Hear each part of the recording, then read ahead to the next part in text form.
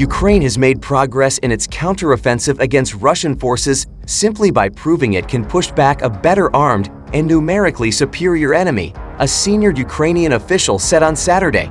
Ukrainian troops have faced vast Russian minefields and trenches in the counteroffensive launched in early June, and a U.S. official said last week it looked unlikely that Kyiv would be able to recapture the strategic southern city of Melitopol.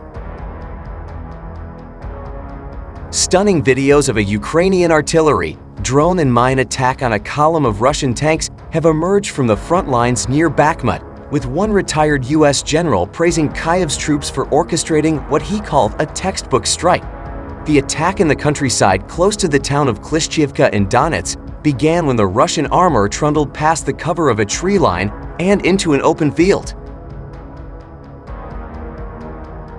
Incredible drone footage shared by Ukraine war monitors and open-source intelligence accounts showed the utter chaos and confusion of the Russian tank operators as shells rained down on the field, scoring direct hits on several vehicles. One tank veered off to the right and broke from the column, perhaps looking to escape, when its main gun appeared to blast one of the other stricken Russian tanks mere feet away, a testament to the panic and likely inexperience of the unit. ISO analysis added that Russian commanders in the area have held little to no forces in reserve. Russian forces do not appear to have uncommitted regular units in Zaporizhia Oblast, the bulletin read. All elements of the Russian grouping in Zaporizhia Oblast that ISO observed in the area in the months leading up to the counteroffensive have since been engaged in defensive operations in western Zaporizhia Oblast or in the Donetsk-Zaporizhia Oblast border area. Even those units occupying secondary lines of defense, among them, the 22nd and 45th Spetsnaz brigades, have been involved in counterattacks and are therefore likely degraded, the ISO said.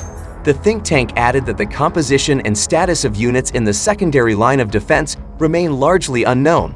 The likely lack of Russian operational reserves, together with the limited lateral transfers to western Zaporizhia Oblast. The Ukrainian military launched the counteroffensive this summer amid high hopes of duplicating its stunning sweep through the Kharkiv region in September. But those hopes were dashed amid heavy losses, causing commanders to change strategy from head-on assaults to a war of attrition, content to make steady, little gains while conserving resources and degrading those of the Russians. Ukrainian soldiers battle in trenches and on the field. The campaign to sever Russian supply lines continues, with Ukrainian missiles and drones targeting sites far from the front lines. In the ground war, the Ukrainians are advancing south along two principal lines of attack, through the eastern village of Staromayorsky toward the Russian-occupied city of Berdyansk, a port on the Sea of Azov, and farther west toward the Russian-occupied city of Melitopol, a vital transportation hub near the coast. Ukrainian forces had progressed about 10 to 12 miles along both lines from their starting places at the onset of the counteroffensive in early June. Kyiv's goal is to reach the Sea of Azov and drive a wedge into the so-called land bridge between Russia and Crimea, which is vital to the Russian military's supply routes to the west. Even if Ukraine's forces manage to break through Russia's first line of defense, analysts note, Moscow has had many months to prepare the most formidable fortified defensive positions since World War II.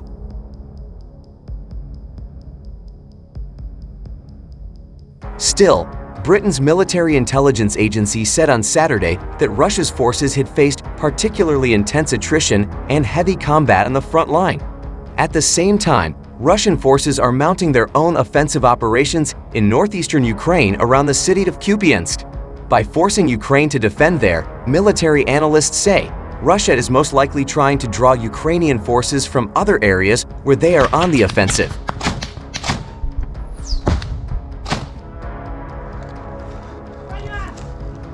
Serhiy Cherevity, a spokesman for Ukrainian forces fighting in the east, said on Saturday that Russian forces were still on the attack around Kupiansk, trying to hit Ukrainian positions 8 times and striking 328 times with all types and calibers of artillery over the past day.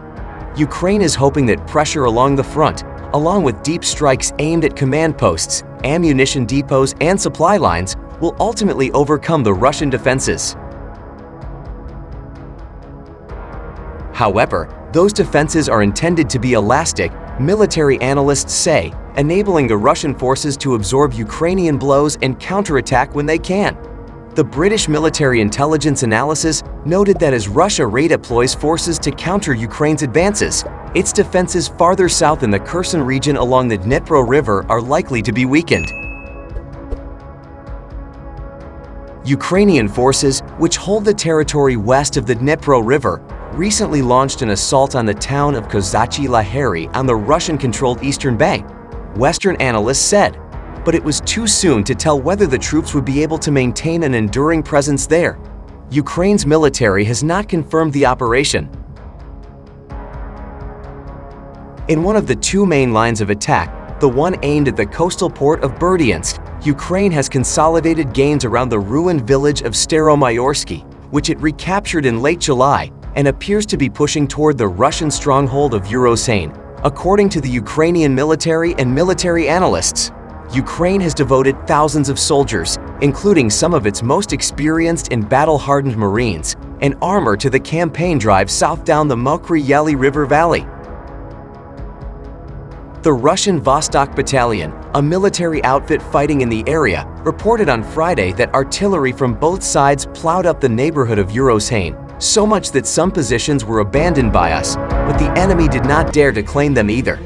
More fighting was reported on Saturday morning by Russian military bloggers as the city remained fiercely contested.